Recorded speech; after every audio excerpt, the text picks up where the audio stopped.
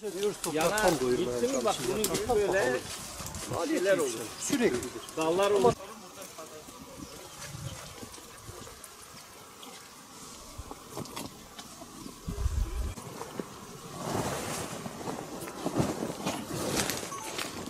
Ne diyeyim? Bak aşırı boyu sarı hatta Aşırı. mahva makineye kışırtma. Uçuyor ki ya. Aha. Kışırtmadı.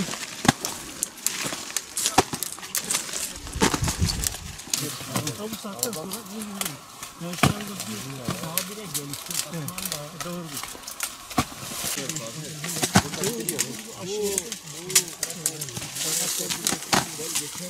Çok yani onun için yaptım. Şu ağacın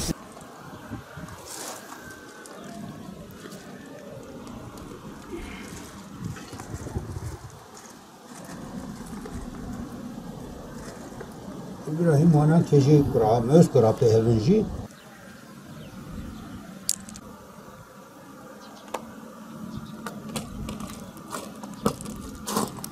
Hasatı başlattık, fıstık hasatını.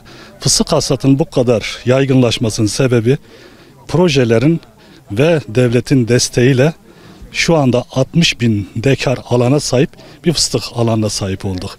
Bunun yanında bu 60.000 dekar fıstık alanımız 0 ile 30 yaş yaşındaki fıstık alanlarımızdır.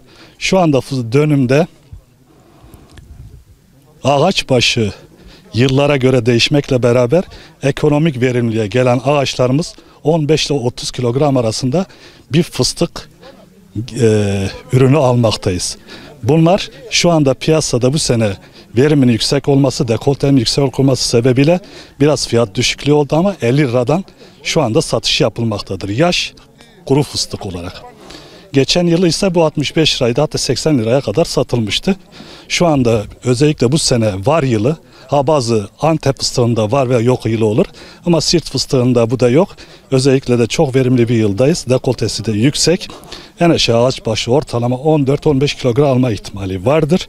Bu da şu anda piyasada çiftçimiz bunu 50 liradan da alıcısını bulmaktadır. Şu anda biz çiftçilerimizle yaptığımız görüşmelerde verim konusunda çiftçilerimiz memnun.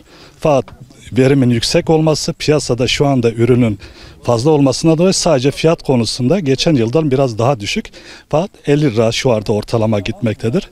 Tarım İl Müdürlüğü olarak tekrar da teknik ekiplerimizle veya da bu hem hastalık bazında hem de dikim ve üretim bazında çiftçilerimizin yanında yine olduğumuzu, verimin artması, çiftçimizin bu konuda fıstık taleplerini karşılamak için de çalışmalar yaptığımızı beyan etmek isterim.